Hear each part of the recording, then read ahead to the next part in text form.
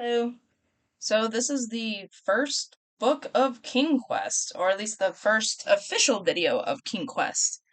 Um, I had posted a video before this, video 0, like the prologue rules. Essentially, for anyone who hasn't clicked on that, what I am doing is my plan is to try to read through every single work or piece of media or piece of whatever that Stephen King was ever associated with, written or done. And the most of the rules are, or all the rules I should say, are listed in that first video, video 0. So if you want to take a gander over there, go ahead. This one is specifically going to be about Carrie, 1974, his very first novel. And just honestly, my opinions about how I liked the book and how I liked the story. It's a bit odd because normally when I talk, I talk to like other people, so it's not just like a free form thing of me talking to myself. But I mean, that's the whole point of these video essays, I guess, of just me rambling about what I like. So I'm just gonna give it a gander, give it a go. I'm trying to think the best way that I could sum up Carrie. First off, great book. Wonderful book. We start out on a very high note, in my opinion. Good job, Stephen King.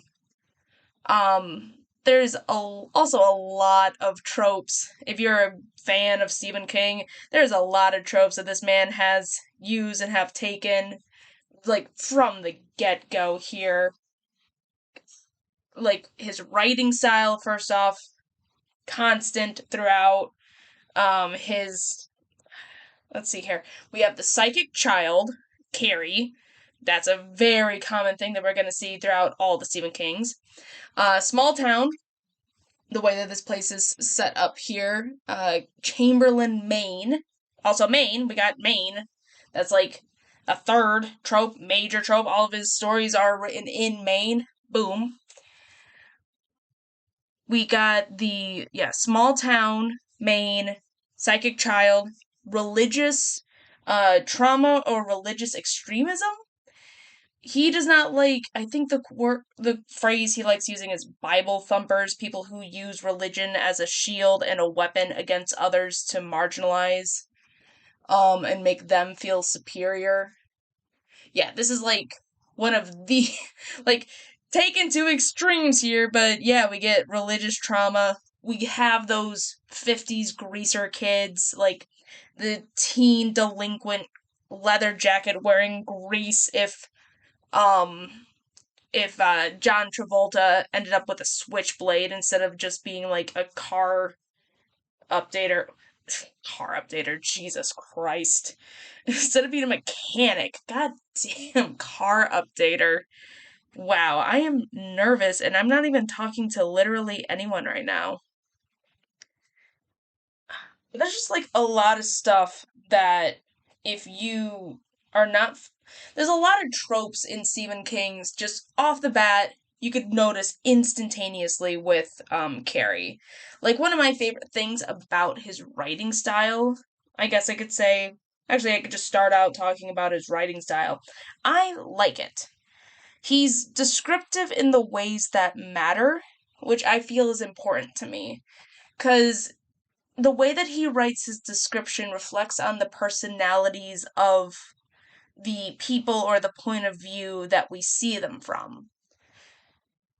The description of the police sheriff, for example, as he surveys the town, is going to be different than the description of a teenage girl or the description of the local drunk nearby. Like, they'll all focus on different things, and so that's what they pay attention to. But none of they're all important to them, but it shows not only the context of the world that they're seeing, but the personalities of the people themselves that are seeing it.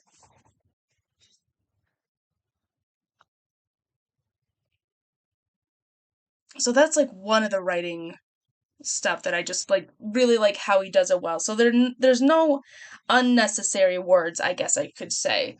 I know Stephen King is known for being wordy and long, but again, it's not just describing the setting, it's describing the people that also look at the setting. Like you looking at someone watching a picture or looking at a picture. Like you're not just seeing the image that they see, you're also seeing the person themselves. Another writing trope that I like of King, which honestly sort of blew my mind when I first read it, like I didn't know you could do that. He has this thing with parentheses that honestly just like really gets me every single time I write it. He'll write parentheses with a inner dialogue, inner monologue, inner thought of some topic, just breaking in between the flow of the lines, the flow of the natural flow of the story or whatever is actively happening. He's using like these inner parentheses thoughts as subconscious thoughts or thoughts that are true to the person, thoughts that are there but don't, or the person does not want to acknowledge.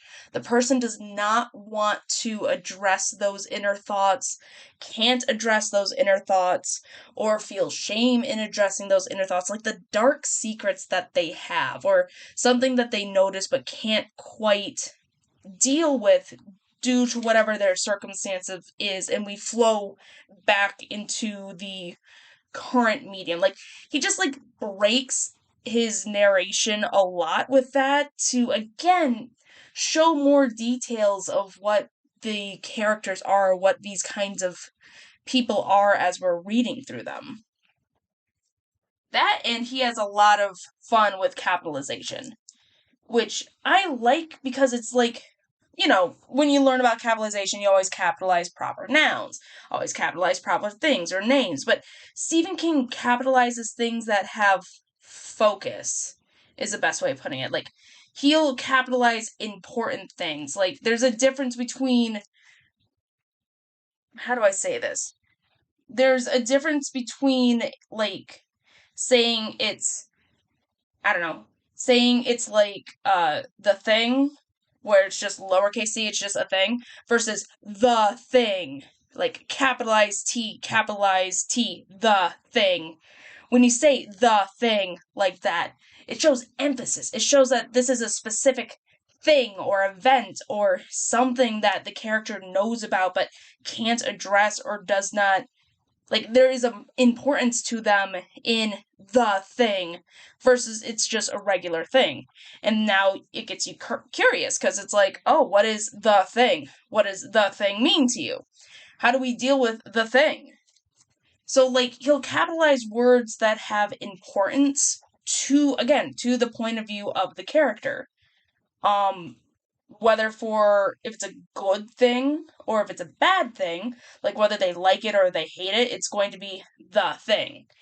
So I think like when I was reading Stephen King for the very first time, it's just like it felt like, or it always feels like he breaks the rules of writing to fit his own style.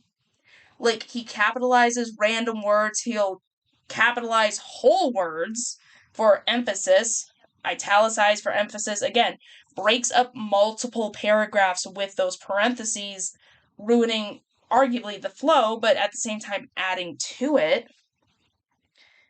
It's just like it showed me like what writing could be, essentially. Like he doesn't even really do chapters in Carrie.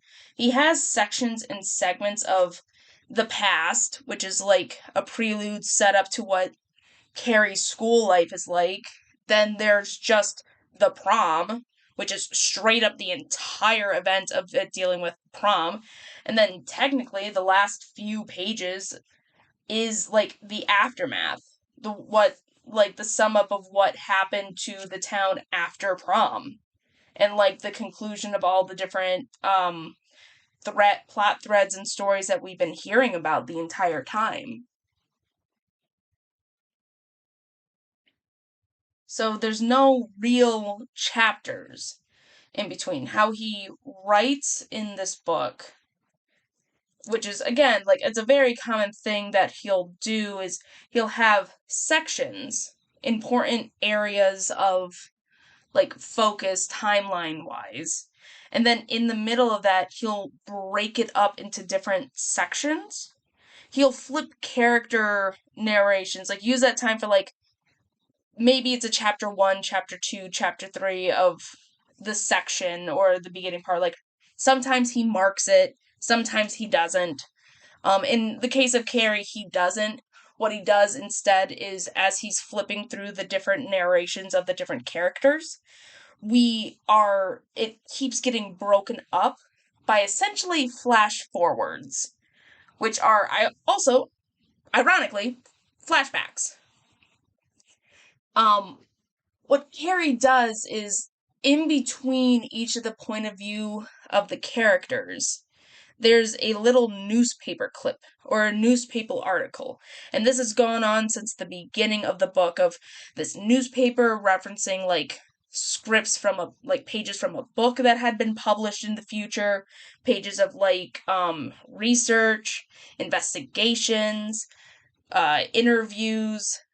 They'll be thrown in between these point of views to essentially give us context from the past. It'll give us context to what had happened, of, like, with these people, in terms of, like, a newspaper reporting on it, or in terms of an interview reporting on it.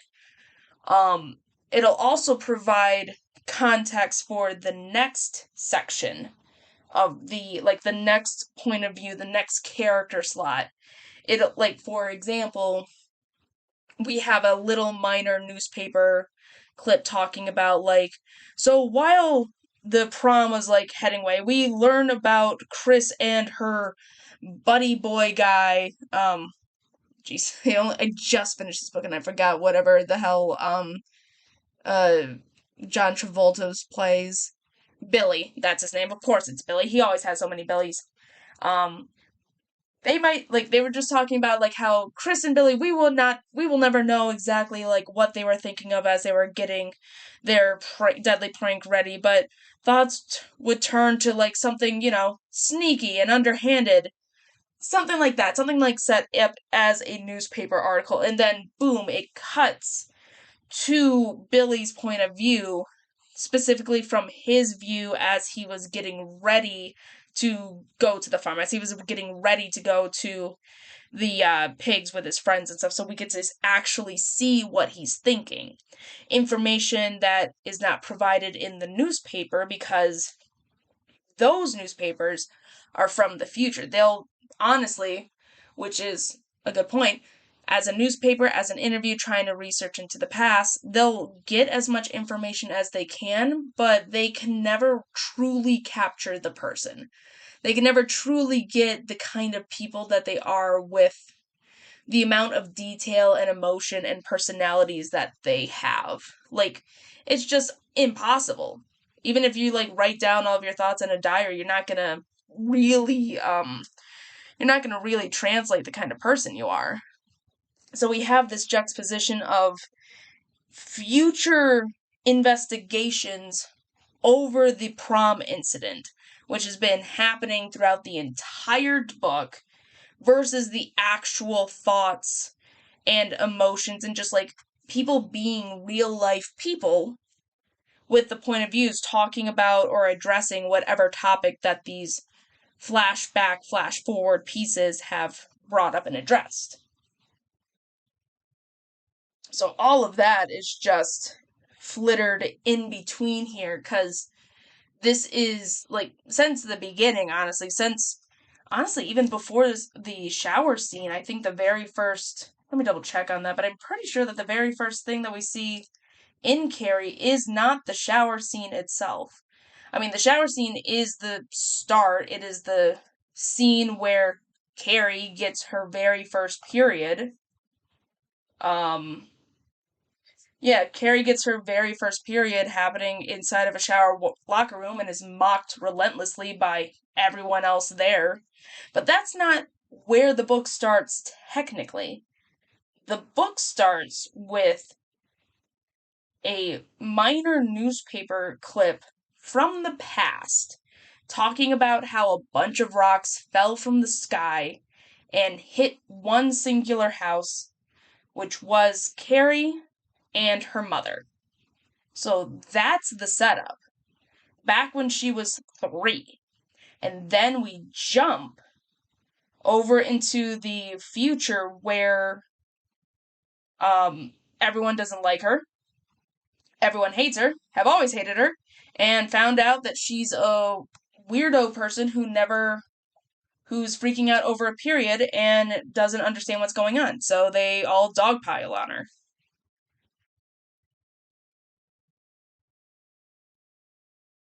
So it just keeps building, I think.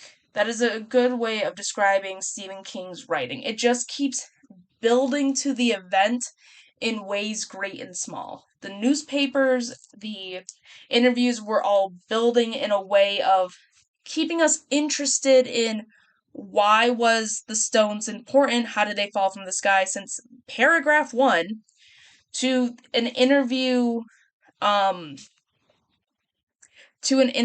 with like a woman that as a teenager lived next to Carrie during that event was ended up being the cause of it just by showing off, puberty, showing off her womanly body at 17, like after she hits puberty, after she has breasts, and Carrie, obviously as a 3-year-old, doesn't understand it, but freaks the hell out of her mom, and so then they cause a ruckus inside of her house, and then the rocks fall down.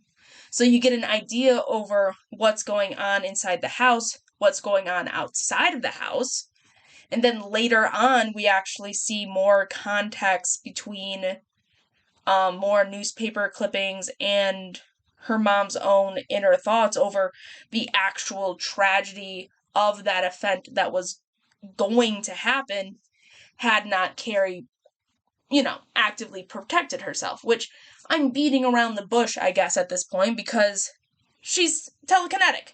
That's literally the whole bit. Everyone's seen the movie or know of the movie. It's like part of the culture by now, without all those with all those like references lurking around through osmosis. She's telekinetic. She has power. She's able to push and pull things with her mind, which is like the whole bit. It's flat out told us paragraph 2 at the very end. Stephen King just sort of snuck in there. Yeah, everyone hates her. Too bad what they didn't know was that Carrie White was telekinetic. Like sneaks in there. That's what he'll do. He'll just like sets up a scene and you get the vibe, and then he'll just sort of like gut punches you with like a letting you know what's going to happen in the future. Like, oh, you see this girl that's like being bullied and hated? Yeah, she's telekinetic. What do you think's gonna happen next? Oh, you see like these group of people that are like having fun and like enjoying themselves before the dance? Well, they only have 2 hours before they die. Yeah, that's literally how he writes it. Like, just like throws it in there of letting us know what's gonna happen in the future. These kids will die. Something terrible will happen. Which overall, I think that's a pull to this book, because I appreciate how Stephen King like, before I get into that, I guess, I appreciate how Stephen King writes Carrie and how he writes her using her powers. Because, yeah, she is unfortunately an abused girl, grown up in a very abusive household, forced to essentially cower in fear of being sinful and being hated, while being ostracized and hated by her peers, by her schoolmates, by everyone in town. Maybe not everyone in town, but definitely her small circle that she's forced to engage with all the time. And, like, unable to escape essentially the wrath of her mother, who at like any whim will emotionally abuse her, emotionally manipulate her, physically abuse and manipulate her, like force her to pray, shove her into a closet for hours, to like fight against the sin.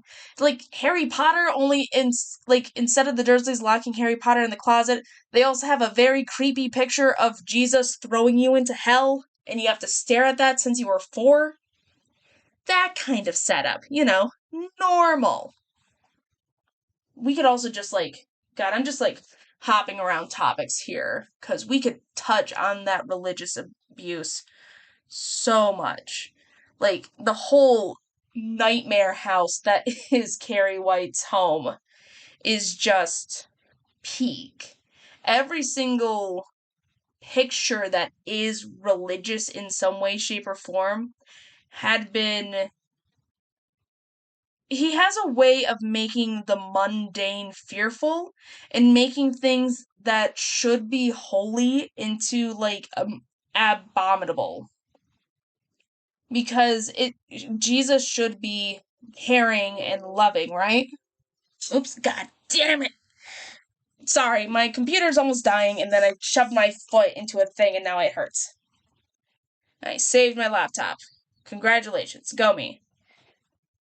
I lost my train of thought and I'm not going to pause. I think I was talking about religious abuse. Yeah, okay. So Jesus was supposed to be loving. That's his whole bit. But instead, this very religious house is not preaching about love or any beliefs or goodness that Jesus does. Instead, every single depiction of religious artifacts is bloody, broken, abused, monstrous. Carrie specifically said that when she was, there's a giant crucifix of Jesus not just crucified, but tormented, in pain and in agony and blood dripping off of his hands and feet. And that terrified her as a little girl to the point where she gets nightmares literally about him chasing her around with his bloody hands and dripping with blood and just wanting to get her. Everything had been grotesque to the extreme with the religious fanaticism, is a good way of putting it. Even Carrie White's mother, she is the root cause of it. And the way that she abuses Carrie is through, one, religion, you're going to hell. You have Satan in you, you gotta beat it out and pray. When that doesn't work, she'll use a common manipulation tactic where she will actively hurt herself in order to garner sympathy from her child. If she starts clawing at her face or punching herself to make herself bleed, she's using that as a way of trying to cow Carrie into listening to her, because how dare you do this to me? You're the one that's causing me to hit myself.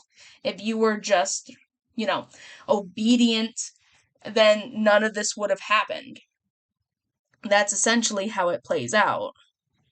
So that's just, Margaret is just, her own mixed bag, which I appreciate that they don't explain why she is what she is. Stephen King doesn't touch on, why her religion is somehow different than the worship of her parents and her stepfather. Even they don't know why she's like this. She just up and left and said, y'all going to hell, I'm better than you. So, we get as much backstory as the newspaper articles give about her backstory. Which, not sure if it garners any sympathy to Carrie overall in terms of, the world building, within the world itself in those newspapers, but it should garner sympathy with us as the audience reading this story and just seeing how, no matter what, Carrie was not set up for life. She was not going to succeed regardless of whether or not she has telekinetic abilities. Part of this is, another sub-theme of this book is essentially growing up, right? It's essentially trying to become a person as teenagers are becoming adults, as they reach that graduation period, changing, going out of high school into the real world, if you want to call it that. For example, Sue and Carrie, at different points of the book, they both have thoughts of what their lives are going to be as they get older. And they are both terrified that their lives are essentially going to become exactly the same as their parents. Carrie, legitimate reasons, like she has every right to be worried about what she's going to be with her parents.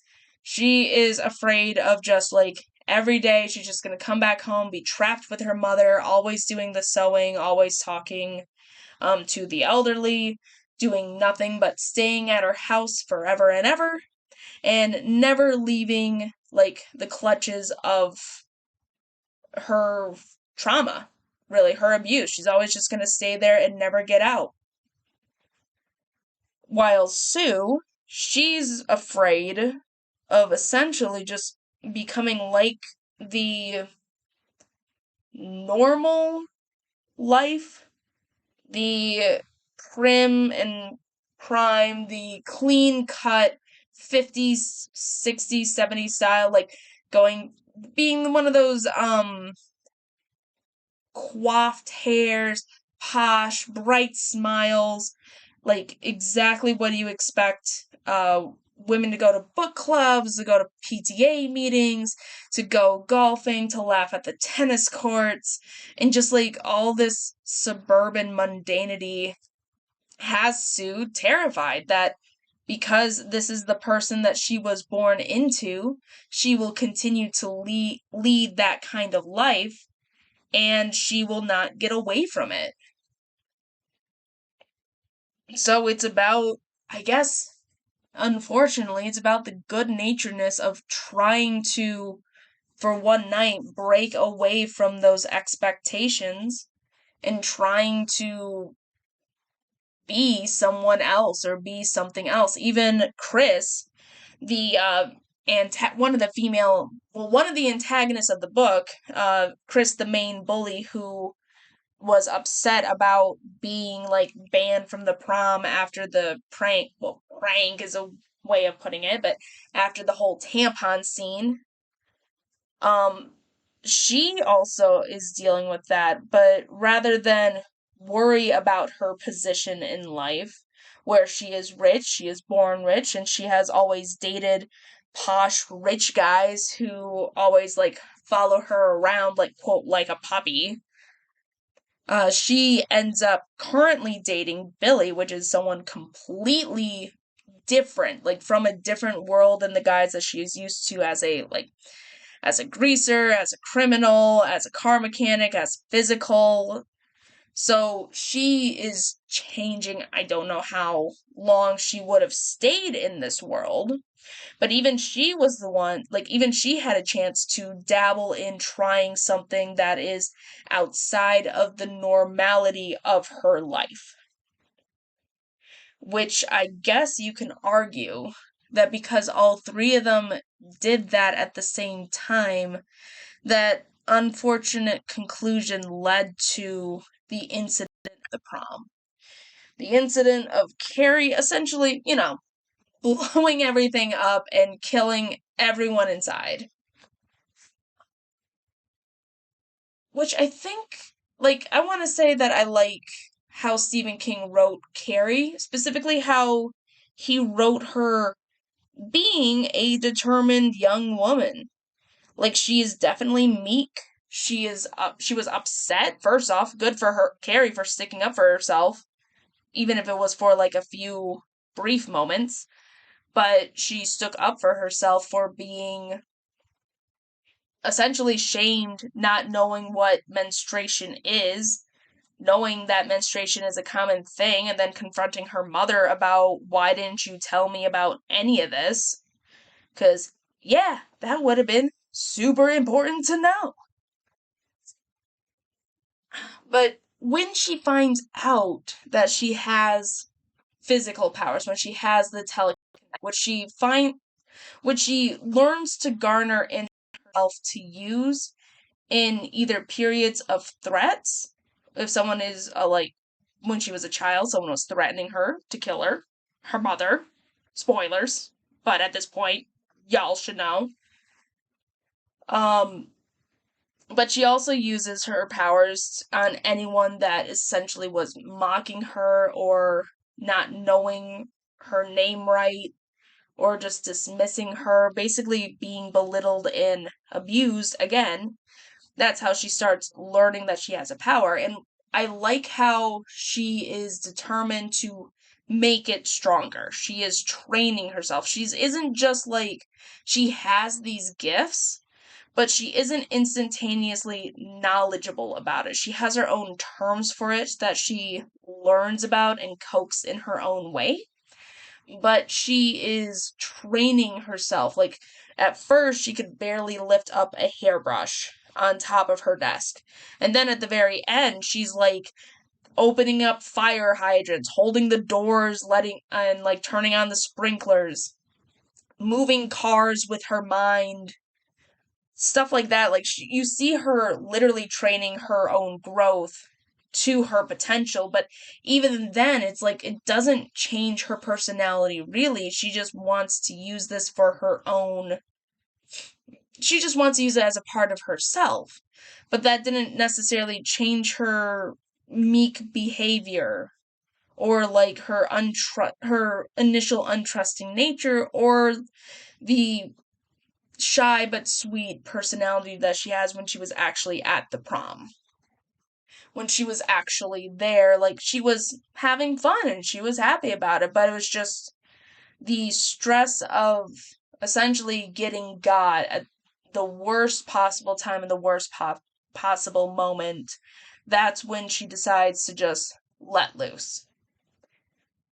Which I think is what the crux of what Stephen King does. Because this book, I think a lot of people put it in as a horror, which makes sense. Like, it's definitely murdery and aggressive. Like, that is pretty much like everyone knows about the prom scene. Everyone knows about Carrie covered in blood, just like wreaking havoc with powers. Like, that is the most common thing people know about Carrie. So a lot of people put it as horror, but honestly, there's a reason why Stephen King is also known. I think he's better at writing terror. And there is a difference. Carrie is what I would argue essentially is a vengeance story wrapped in terror and tragedy.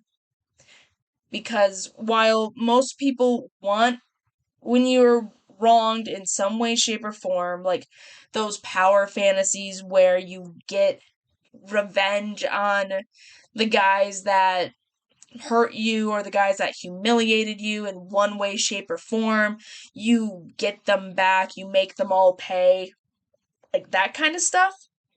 Carrie does do it, but she does it in a way that reflects her abuse, that it reflects her being a victim. She only lashed out when she was literally broken, when she was at her final breaking point of being humiliated with a bunch of blood on that prom stage. It was after everyone had instinctively laughed, like it wasn't actually funny, but it was in a way where it's like you either laugh or you cry, and everyone chose to laugh. It was like at that moment, that's when she broke and turned the tables to get her revenge. Like, she lashed out because she doesn't want to hurt anymore, essentially. And the irony, I think, the reason, because we get hints as to like other people that also had these telekinetic powers, and that in those stories, the women that had those powers were old, um, they were injured, or they had like heart problems and they died early. Essentially, there's a lot of strain in using telekinetics. So when Carrie goes all out in her, if I'm going down, like if you laugh at me, I'm gonna like get my revenge on you. She used so much of her telekinetic powers that she was basically effectively killing herself in the process. She literally died with like the last thought that she had was for comfort for her mom to come back to like comfort her as she was dying because she didn't want to be alone anymore, essentially. And it wasn't even the tragedy just keeps building on and on about this because she didn't want initially she was not planning to have them dead. That was not the goal. She was splashed with blood and got wet, so her revenge was just I'm going to trap them and get them wet. Let them see how they like it when I get them covered in water cuz how she viewed the prom was like everyone was gorgeous and perfect and she was just the odd one out. So she wanted to bring them down to her level, or wanted to get revenge and let people know how she would feel. That's why she turned on the sprinklers. But that, unfortunately, did not mix well with the band equipment, which started the electrocuting people literally throughout throughout the stage, throughout the prom, throughout the gymnasium. And then with that started the fire, which she just got, at that point, she was like, ooh, I want to keep my fire going. I don't know if she was conscious enough that she knows that she was killing people before that happened, before the fire started, but afterwards, she was just running on spite and instinct, impulsivity. So she was just sort of going, gotta keep it going, gotta keep things up one and two. Let's see how far we go through. So overall, I think, like, obviously, no one deserved to die in that way. It was only like a handful of people maybe that had it out for Carrie, and it was just one bad timing, which ended up in like this horrible Rube Goldberg effect of just having this town be slowly demolished, burned, and destroyed one by one, section by section, until essentially there was nothing left. So that's the tragedy part of Carrie and her whole vengeance saga. But the terror part, I think, is a more apt description of this book. I had read somewhere, probably most likely from Tumblr. I wish I could find the quote again to give them proper citation as much as I can in Tumblr. But effectively, they describe the difference between horror and terror as horror is the feeling and seeing a spike piercing through your foot in the middle of the woods. Like, that is horror. Terror is hearing at like after that point is hearing the monster coming up through the trees. The horror is seeing the event as is and being shocked and appalled by it, or just like having to deal with it currently. But terror is essentially the fear that you get of the thing that approaches, of the thing that is incoming, of the thing that is going to you, regardless if you could stop it or not. And that is what Stephen King does best. Because throughout this entire story, he is building up that tension. He is building up the terror that is prom night.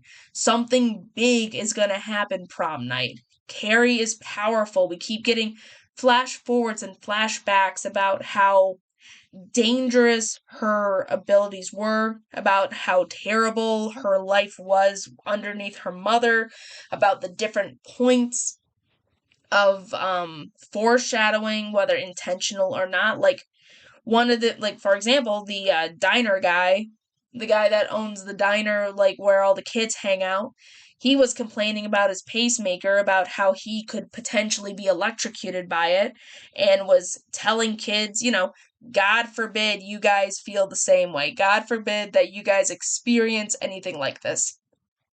Which, the prom, people did get electrocuted, unfortunately. Or we just have Stephen King say those sentences of, yeah, in 3 hours they're going to die. And there's literally nothing we can do about it.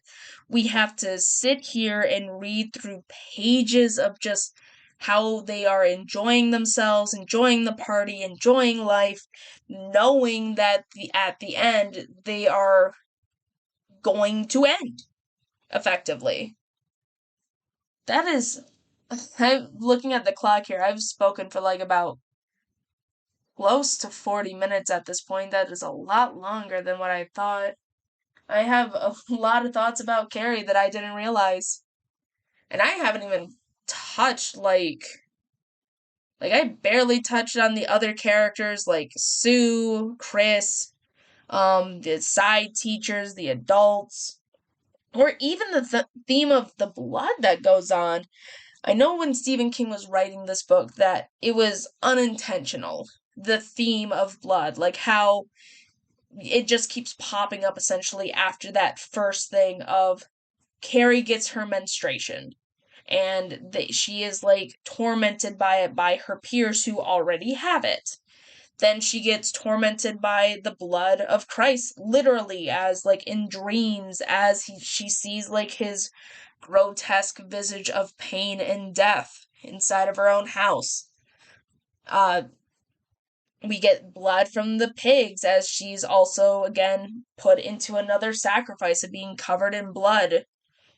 But also like a baptismal thing, because during that event, one of the characters says, "We were laughing, but we were accepting Carrie."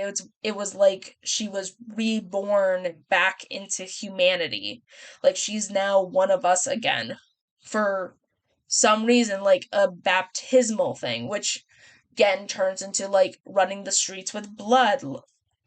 Like it's just all there, and it's a powerful theme, or at least like if you could like hold on to it and see how it just links through a book, it's very interesting, whether intentional or not. But there's like gotta be some more deep thoughts about that. Someone smarter than me will probably have a lot better thoughts about that, or at least like more in depth. I don't know. Are there research papers on Stephen King? Probably. I don't know if there's like a huge research paper specifically on Carrie, but maybe you will be able to want to do it. I think that this is actually a pretty good place to stop.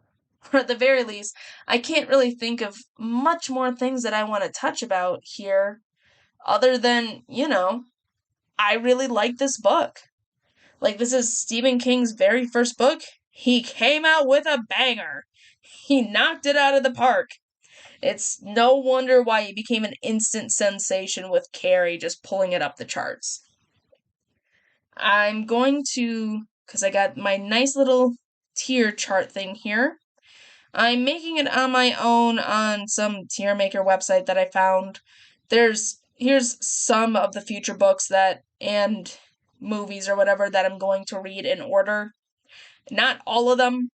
There's like 400, so I'm just gonna slowly but surely add this stuff in and work with what I got. But for Carrie specifically, I'm gonna put it in the A column. Like, this is an A tier book for me specifically.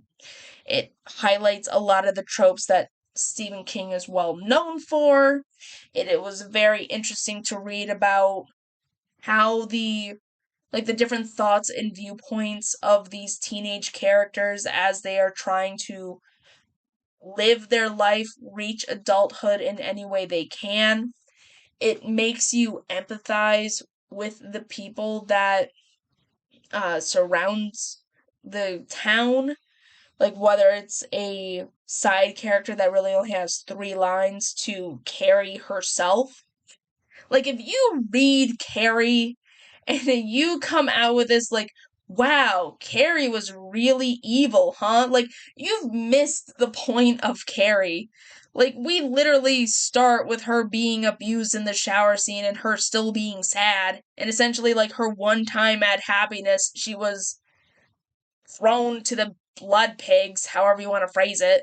So, she is a tragic figure. This is a tragedy. This is a tragedy wrapped up in superpower revenge idealism.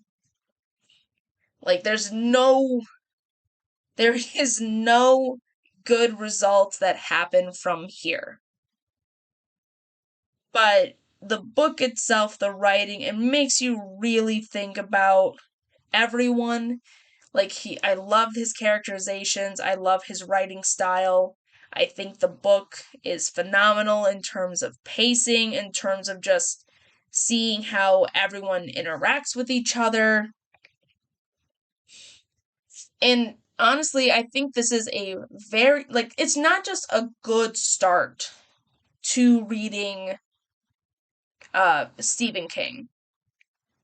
Like it's not just, well, it's not just a good start for Stephen King to write. It's not just a good start to like read a book that is Stephen King. I think Carrie honestly is a good book for any newcomer to Stephen King. Like Stephen King, lots of different options. Like lots of different options. Jesus Christ, there's like at least 70 novels, and those are just the novels. There's a lot more stuff that he's done. But this is a very good book to see whether or not you like him as an author. It's a story that everyone knows by now, whether they actually seen the movie or not, they're at least aware of the situation. It has a lot of the common tropes that Stephen King is well known for throughout his writing. Um, it's also like very prominent in his writing style, which he does not really change. I know like part of me doing this quest is essentially to see how his writing style changes over the decades and stuff, but honestly, from what I've read previously of him, he tends to stay the same, very similar to how he's written Carrie. So, anyone that's new to Stephen King probably should give Carrie a go and see whether or not you like it. If you like how he writes and like you're fine with it, but maybe the story's not that high, or maybe you don't like Carrie as much. As long as you like his writing style, try something else. Try a different book and see what you think. And obviously, if you don't like Carrie or you're not vibing with a lot of his writing style, maybe Stephen King's not for you. Maybe you could give another book a shot or a different book, but I think Carrie is a great starting point for just King in general. And I think it's definitely a good starting point for his career. Like, I can see why, like, everyone was, like, pushed him up to, like, the bestseller chart list. Like, literally, just to let people know, a movie was made, Carrie, in 1976, literally 2 years after the book was published, which means Carrie was so big, someone was like, I gotta get on that, bought the rights probably that year to start filming.